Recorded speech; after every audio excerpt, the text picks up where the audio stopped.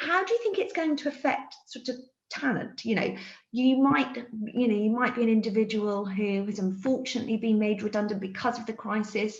You might be, we've been doing loads of talks with schools and colleges, which has been absolutely fantastic, with people coming into the market and they're thinking, oh my gosh, is there a market? What does it look like? What's your sort of plans in terms of resourcing and with regards to Royds Withy King and probably clients, just confidence in the markets we were talking about? I mean, I think the one big opportunity that comes out of this, is the fact that the talent pool is now much wider, isn't it? So, traditionally it would be, we're looking for someone in a particular location, and that was just the way you did it. Whereas we've already seen, in terms of recent recruitment within Royds Withy King, not worrying, not thinking in the same way about where that person may be based. It might, previously that would have been a long commute and maybe wouldn't have worked. Well, actually now you've got a much bigger pool of talent, which I think, is fantastic and throws up some really great opportunities. We've had actually quite a few clients on the employment and HR side who have been saying we've had requests from employees to change their place of work, not within the UK, but to Spain or France or oh my goodness, Romania, Poland. I think we've had beating the sand and working doesn't sound too bad, actually, does it? It doesn't actually, no. And it's not entirely always completely straightforward. You've got to think about right to work issues, and actually if someone is based in a different country, is that going to work? Because remote working may work a lot of the time, but it doesn't necessarily mean that you never see people at all. Of course. But certainly candidates' expectations and marketability is changing. Why can't I work from any location and do a great job for you? So it's a win-win effectively, where employers have got access to a much wider pool of talent than they would have had before. And in those areas where, and you'll know plenty of these, no doubt, where employers have found it tough to recruit good people in particular areas, that's hopefully going to make it, going to make, there'll still be a war on talent, because I guess every employer now in any location will have access to that same pool. But hopefully it does give more opportunities to recruit, the best people. In terms of, I guess Royds Withy King and people looking for roles, within law firms. I mentioned a few of the opportunities that are coming up. What I guess is helpful to set people apart from other candidates is having particular experience or a niche in a certain area, a certain sector, a certain market where we see there are opportunities for growth.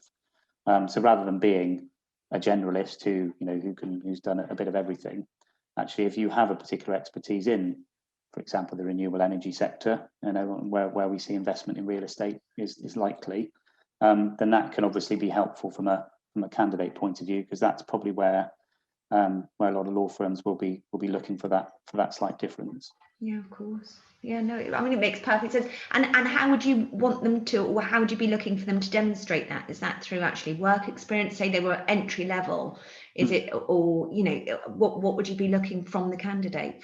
Yeah.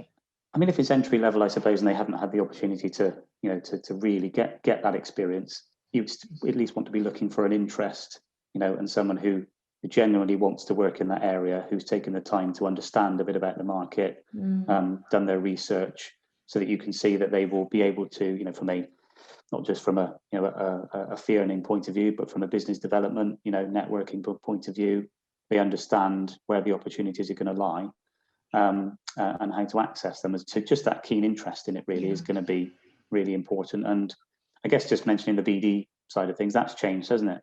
Gosh, yeah. And you and I know that because we run our sessions, HR sessions. Yeah. And we'd never run a Zoom session, before 12 months ago, and now we've run loads of them. And it gives us businesses access to see and speak to a much broader group of people, which is great. And that's never going to go away, is it? It's changed now forever. And I do hope we don't stay just on Zoom forever, but a mixture. So there are different ways, and creative thinkers, who are going to be looking at more innovative ways to network and market and win new business is also really important, I think, for any candidate.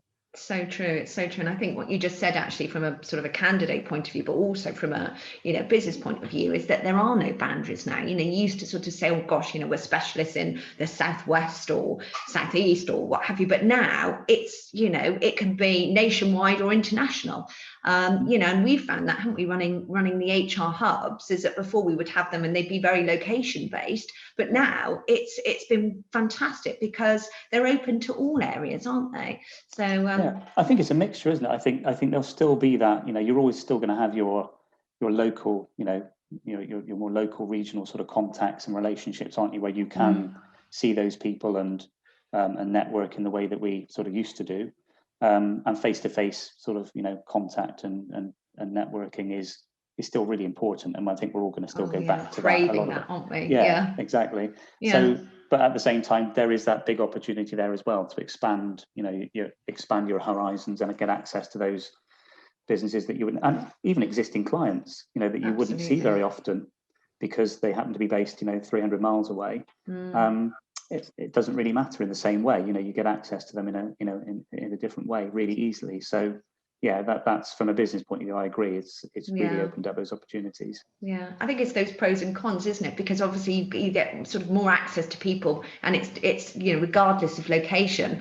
But then we're kind of missing the croissant and the coffee at 7:30 at your office in the morning, and it's the people that hang around and have a coffee afterwards, and you have a chat, and that's what you miss because you press the button on Zoom and everyone's gone, that's the thing. I think that's what we're all craving, is to have those conversations. And I think we will literally be going, my gosh, for years and years and years, we'll be going, do you remember 2020? What was it like for you? Won't it? We really will be. It will be like, my goodness, how we all survived.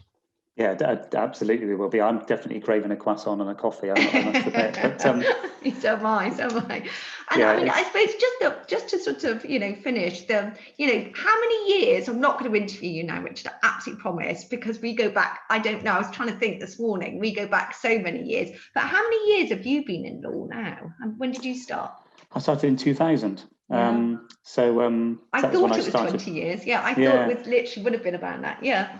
So yeah, so I started in my training with Royds Withy King, or Withy King as it was then, and in the employment department, and that's where I ended up qualifying into the employment law team.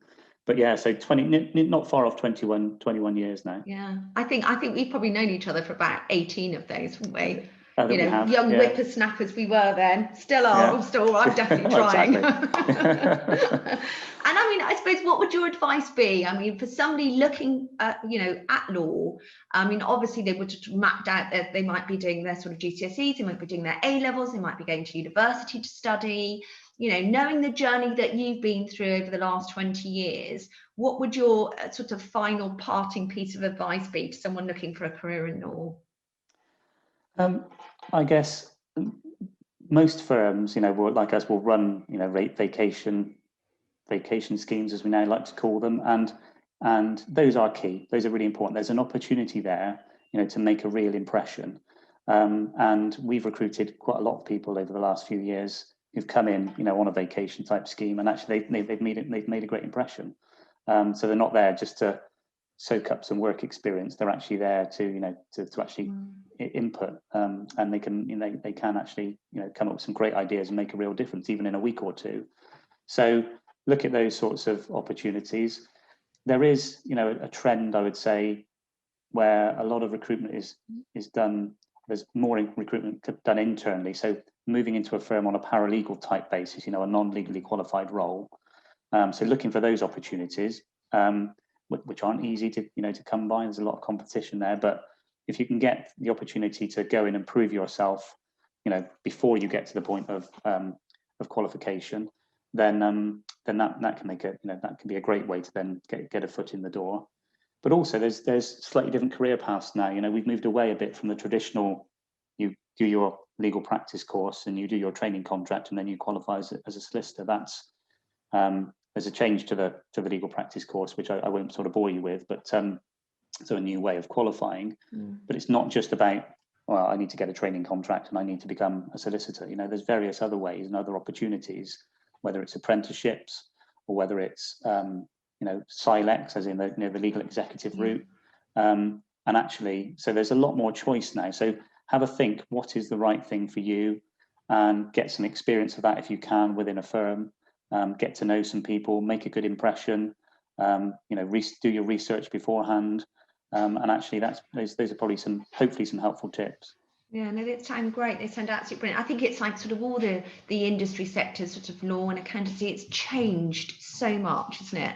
And gosh, I remember donkey's years ago doing a law A-level, and absolutely loved it, absolutely fascinated by it. But I think now, if I look at law then and I look at law now, it's very, very different. And I think, as you said, I think it's just having that interest in a particular area of law, demonstrating that, and also probably, applies to all industry sectors, being relatively commercially savvy, thinking about a business, how it operates, what it's going to need, but also I think alongside that, having that absolute passion, having that drive and having that love and want to succeed in that area, rather than thinking, oh, I don't know and I haven't thought about it. Actually, as you said, do your research, understand what it looks like, speak to people who are in law. Everybody's contactable, and everybody's there to help others, to have a chat, and actually to open, especially if you're entering that sector, to open your eyes and actually what does it look like. So yeah. I think that's I've asked lots of candidates, why Royds Withy King? Yeah. And some people come up with some great answers, and other people haven't really thought about it. It's more of I'd like to join a law firm that's about the sort of the size of your law firm, and you do lots of interesting work. And what that's whilst that is true, it's not that inspirational. It doesn't necessarily show why the candidate is looking at at our firm in particular, or any other law firm. Yeah, absolutely. It really is throwing yourself in, isn't it? Looking at sort of the cases, understanding basically the decisions that have been made, so you can demonstrate that very much so, and demonstrate your interest. I'm a great believer, and donkey's years on, 23 years on, I still believe, if you love something and you're passionate about it, you'll succeed in it. But you've got to work hard. Because I think the thing is, the people that put in what they put in will get out tenfold. So I love employment law. I still love employment law. It was the first seat I did as a trainee, and I think I knew at that point that was what I was going to probably qualify into. And I've loved doing it for the last 20 years, and I still love actually the client contact, and the range of different issues you get as an employment lawyer. It is really fascinating stuff.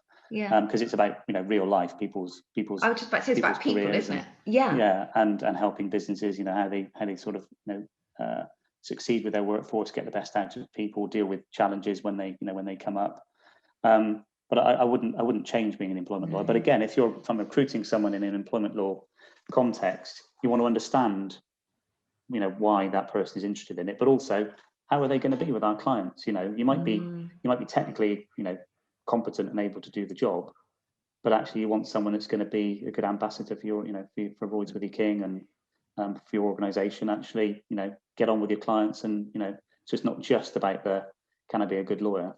Yeah, so true, isn't it? It's so true. I think that's the thing, and I think that literally sort of stems to every somebody who's going into every different industry sector, is to actually research that industry, research the company, and actually really understand what they're looking for in you as an individual, and make sure you demonstrate that. So it is research, and just have a love and a will and a want to do it. So oh, Rich, it's been absolutely fascinating talking to you today. My gosh, we could be here for hours with huge cups of tea putting the world to right, but I've really enjoyed that. It's been a wonderful insight, and I think it's really shown us actually how the last 12 months has been, but also, do you know what, how exciting the next 12 months is going to be. We're coming out of it, even in the last 2-3 weeks. There's more momentum, there's more confidence. So what happens next is going to be good. Definitely. It's definitely going to be good. It's a positive next 12 months, I'm sure. Oh, fantastic. Thank you so much, Richard, for joining us. Really appreciate that. That was absolutely fantastic. We look forward to seeing you soon. Absolutely. See you soon. Thanks, Emma. Bye.